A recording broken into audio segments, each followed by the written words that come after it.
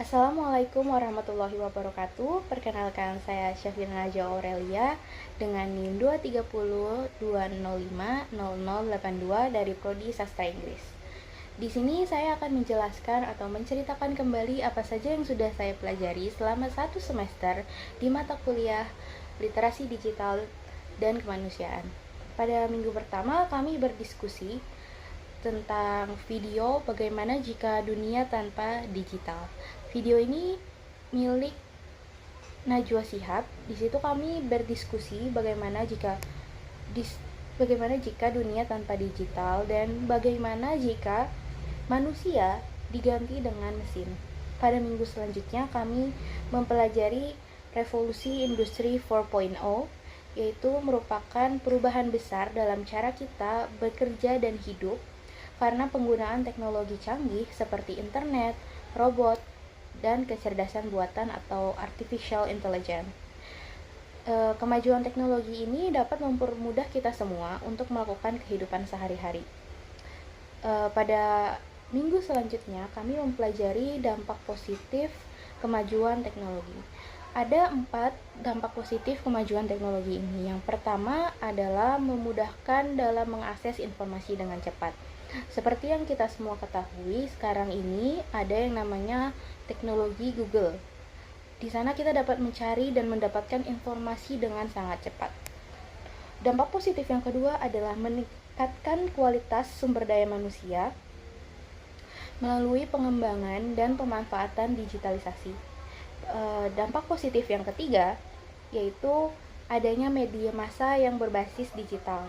Dan dampak positif yang terakhir adalah menciptakan inovasi dalam berbagai bidang yang berorientasi pada digital. Selanjutnya kami juga mempelajari dampak negatif kemajuan teknologi, yaitu yang pertama adalah pelanggaran hak cipta seperti mencuri karya orang lain. Terus dampak negatif yang kedua adalah kejahatan siber. Yang ketiga pornografi, perjudian, dan penipuan. Dan yang terakhir adalah penyebaran malware dan pencurian data. Pada minggu selanjutnya kami mempelajari konsep dasar IoT dan Big Data. IoT adalah Internet of Things. Internet of Things adalah suatu konsep di mana objek tertentu mempunyai kemampuan untuk mentransfer data melalui jaringan internet.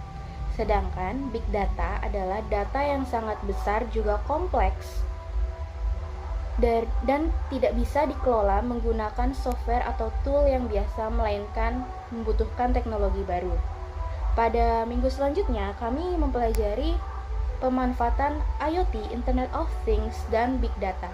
Pemanfaatan IoT itu seperti CCTV, switch off TV, dan smart cities. Smart cities itu bisa kita temui di aplikasi Jaki di Jakarta. Big Data bermanfaat untuk membantu kita dalam menganalisis suatu data yang besar atau banyak. Minggu selanjutnya kami mempelajari apa yang dimaksud kami mempelajari pemanfaatan e-commerce.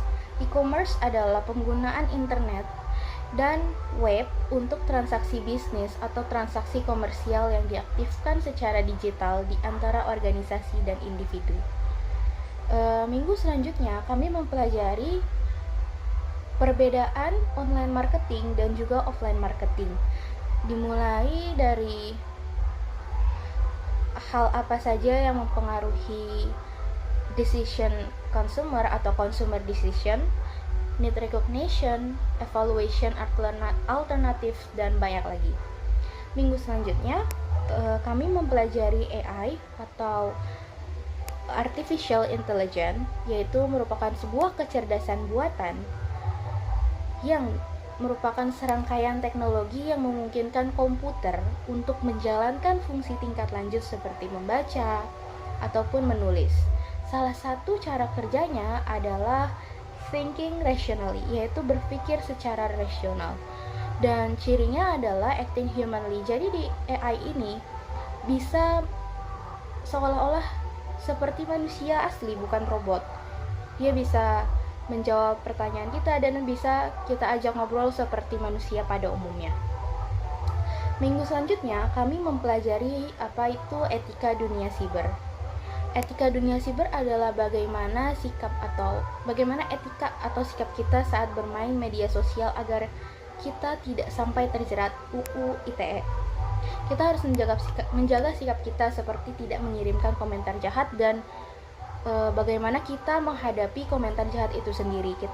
Di situ pada minggu ini kita diberikan sebuah podcast dan di sana kita mempelajari bagaimana cara kita menghadapi komentar-komentar jahat. Kita itu harus membuktikan kepada orang-orang apa itu potensi kita dan tidak terlalu memikirkan apa komentar jahat mereka, tidak usah dimasukkan ke hati, seperti itu. Pada minggu selanjutnya kami mempelajari pemanfaatan internet secara bijak. Pada minggu ini kami mempelajari ada apa saja aplikasi berlisensi di UNES yang dapat dipakai oleh mahasiswa, dosen, ataupun tenaga pendidik. Pada minggu selanjutnya kami mempelajari aturan hukum tentang informasi dan transaksi elektronik, yaitu hukum yang mengatur tentang informasi dan transaksi elektronik adalah UU ITE. Dalam minggu ini dijelaskan apa saja perlakuan yang dapat dikenakan UU ITE dan apa sanksinya. Dan minggu ke-14 kami memahami apa itu filter bubbles dan echo chamber. Filter bubbles adalah algoritma yang dibuat oleh media sosial di mana konten ataupun informasi yang disuguhkan hanyalah konten yang sesuai dengan preferensi kita masing-masing.